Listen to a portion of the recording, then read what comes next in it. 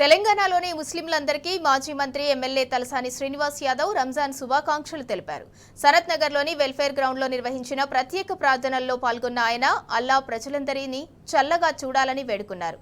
కాగా ఈ సామూహిక ప్రార్థనల్లో హైదరాబాద్ నగరంలోని వివిధ ప్రాంతాలకు చెందిన ముస్లింలు పెద్ద సంఖ్యలో పాల్గొన్నారు.